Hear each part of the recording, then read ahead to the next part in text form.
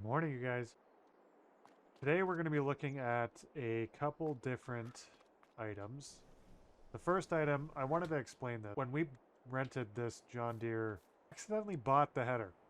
I received a bill from the dealer. I kind of fell out of my chair because it was $43,000. That was not my intention. My intention was just to rent it for this year's harvest, and they totally understood. That's why our financials was a little bit out of whack. So that's been fixed. These forks and the bucket we actually purchased, so we own those two items now. I also picked up a plow. We did not buy this. We're just renting it until end of harvest. Hopefully we can take this back before the snow flies, and then we should be in pretty good shape. Both the field where the sorghum was and where the soybeans are and sort of where the cotton is all need to be plowed. The tractor we have, that's kind of the plow that matched it, so we're going to roll with that. Yes, we have rented a spreader. They were able to fill it for us, so it's full of lime, and we have a bag and a half left. I'm hoping that gets us through. These bags aren't too bad. They're 450 bucks a piece. If we do need more, it's not that big of a deal. We'll have to see how far that gets us. Those are the little changes. I also received my license plates. I have plates for the truck and for just the one trailer here. I don't like, it's not really a requirement. I mean, I could just put a slow sign on it and away we go, but for the trailer, I think we should, just because not only is it ours, but we do drive on the roads quite a bit because we don't have our own storage. I licensed it for now. We may take it off. The tractor is obviously not ours, so we don't have to worry about that. Those are the little updates. These doors are sometimes hard to fit through. We have gone and plowed this field already. Now you can start to see some of the rocks that were coming up into the field. I don't think these are a terribly big deal. They shouldn't be a big deal. I know that if you get anything bigger, we have to get the rock picker out here and remove them that way. With the little rocks, it's nothing. I don't think it's going to damage anything. My plan is to spread the lime over this and then cultivate it. I'm hoping to plant corn in here in the spring. That's my plan with that one. I don't know what I'm doing with the cotton yet. I haven't decided whether we're going to rent a machine to take it off or if we're just going to take it out and cut our losses with it. Have to do a bit of analysis of what this will actually yield, what the benefits of it are, and if we can actually do it. Soybeans aren't ready to get off yet. They're getting close. We have not touched the field of harvested sorghum. We're going to throw lime on it, and then we're going to plow that in. For the sake of it, I'm probably going to do soybeans and soybeans again, or soybeans here and corn over there and corn over there. Those little details have to be worked out yet. I'm hoping that we can get through this fall, get some seed into the ground. I also haven't decided whether I'm going to do a cover crop or not. I might throw some wheat on this or on the soybean field, depending on which one I do corn in, so that I can sort of capitalize on the harvest of winter wheat. So I may do that. I've ordered some seeds to the store there, so we have to go pick those up. But first, we're gonna get this guy onto the spreader and get that going in 39 there, so that we can get some lime in it, and then we'll trail back and run a plow through it.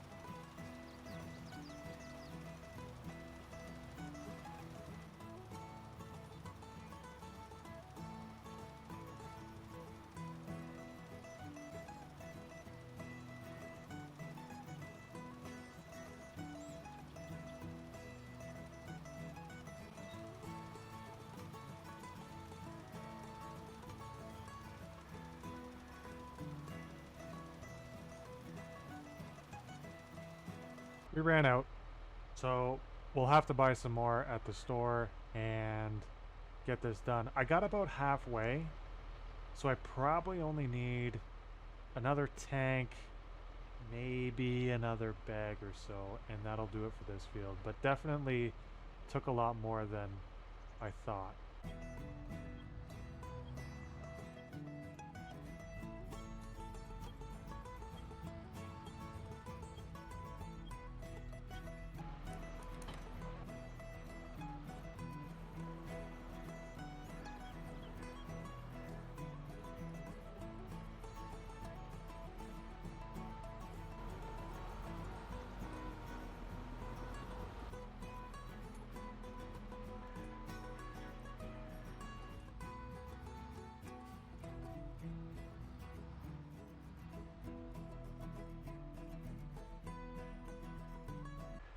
Yes, those are our seeds that we have to come and pick up.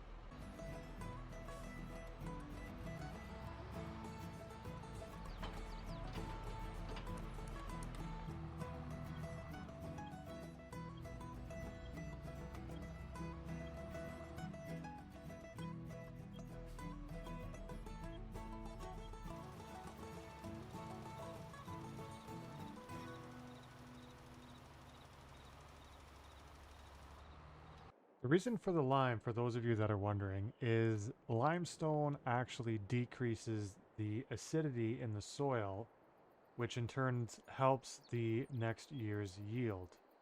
So what that means is putting this white limestone into the field can increase the yield. The added benefit to this is it prevents stunt growth of the next crop that I go to plant in here. We went through about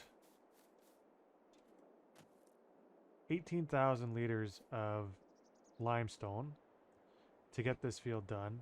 This is where a field calculator is handy, so it tells you the amount of product you need for the size of field that you have. In FS19, that was through the global company mod, which I'm hoping that that mod makes it to this game shortly so that it can add that extra tool for us to use.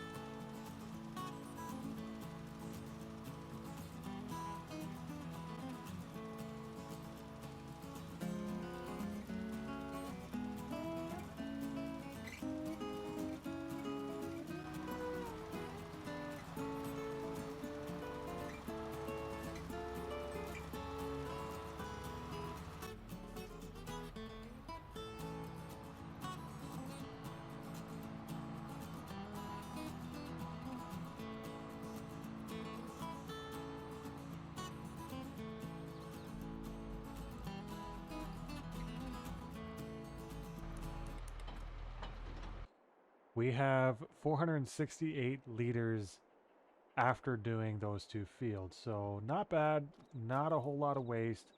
That's going to work out well.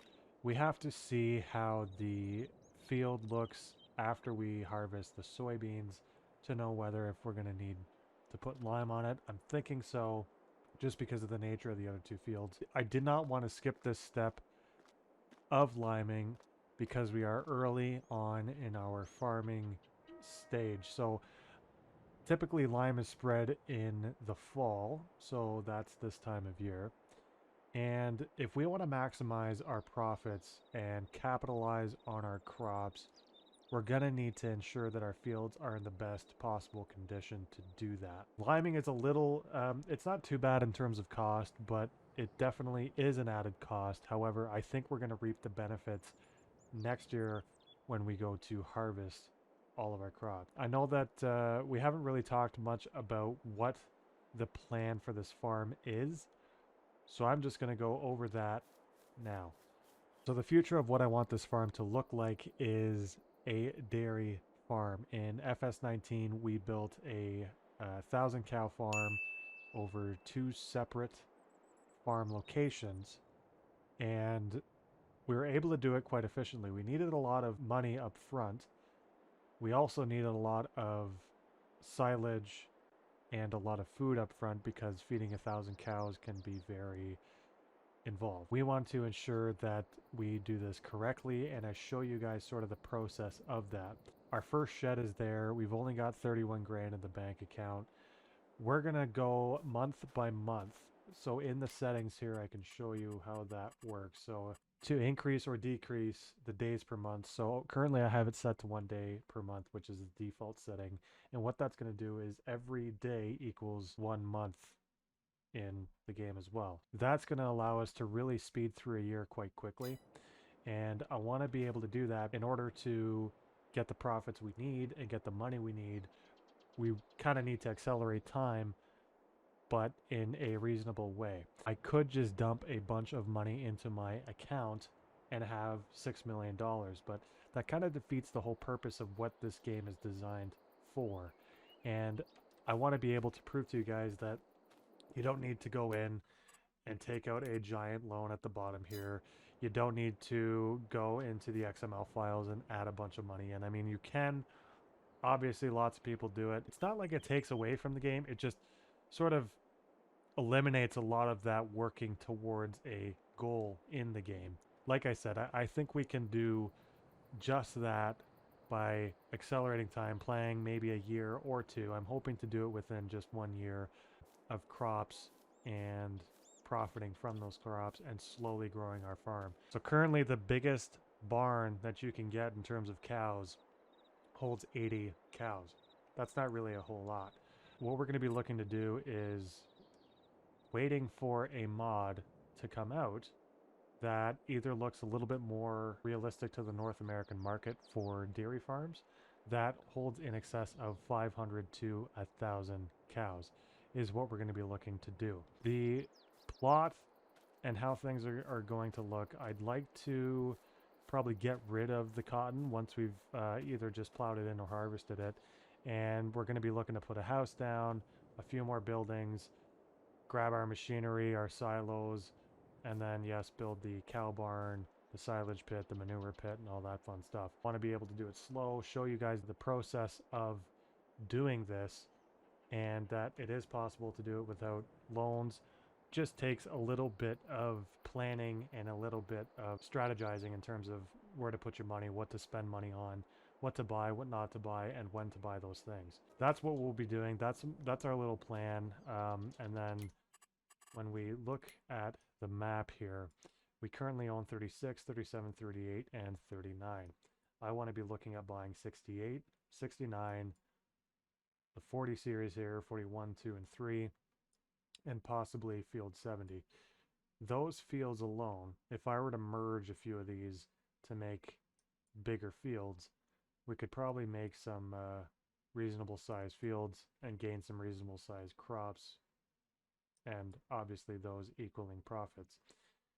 I was taking a look down here before I bought this lot here, and I'm really intrigued by this area here just because the way the fields are and where this location is. I mean, I can merge all of these fields together to create one large field or two large fields as one.